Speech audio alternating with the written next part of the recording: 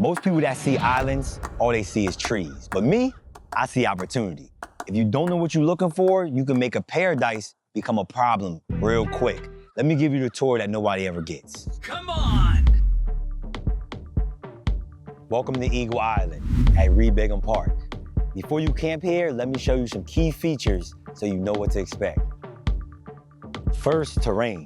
Now, it might look flat, but you have hills, divots, you got roots, rocks, so you have to walk the island before you find out where you want to camp.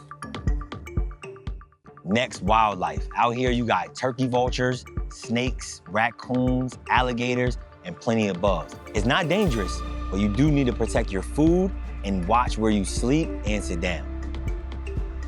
Now, weather. See, the island gets wind from all sides. 1 minute could be clear, next minute will be raining. So you have to find natural windbreakers like trees, bushes, and natural terrain curves. If you can't walk, how do you get access to the island? You have to canoe or kayak, so pack light.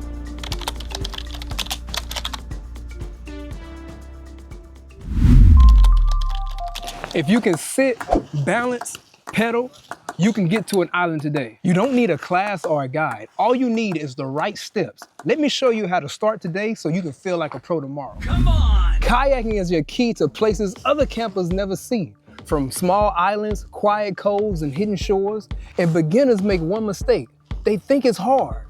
All you have to do is sit. That stands for seat-centered, initiate hips, and turn with your torso. Watch tree reflections in order to see the current of the water. And here's what no one tells beginners. The water will always tell you what to do. Look for the waves for wind direction, and look for calm pockets of the water in order for crossing. Hey, most people think you need expensive gear to build shelters, but that's false. All you need is this down tree and sticks. Come on! The three things you need when making a debris hut. The spine, which is this long tree, the ribs, which are smaller branches, and of course, the last thing, debris, which we have right here.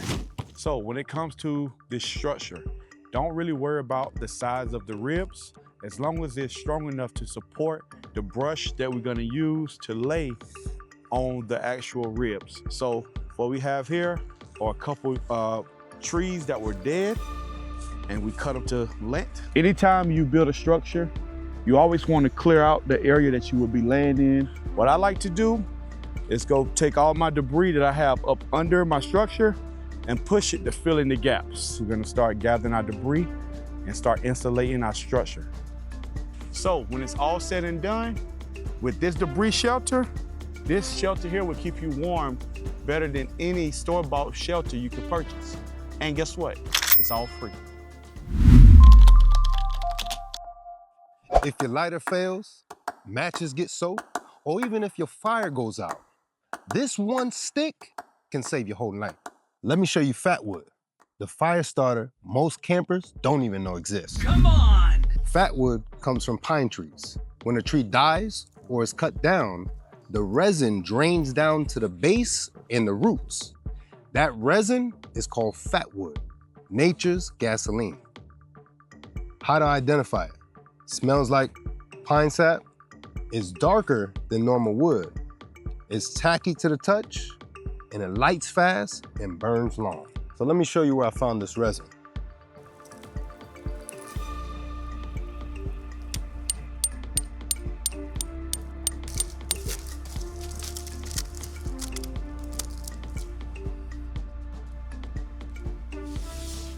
When to use it?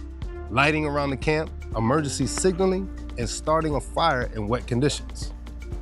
This one piece of nature does more than any store-bought fire starter.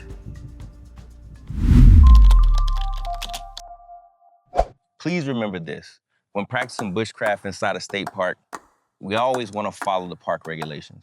Whenever we build shelters, fires, or tools, we only use dead, fallen, or naturally dying wood. Never cut down live trees, damage or cut vegetation, or disrupt the natural environment. The goal is to learn survival skills while protecting the land for everyone who comes after us.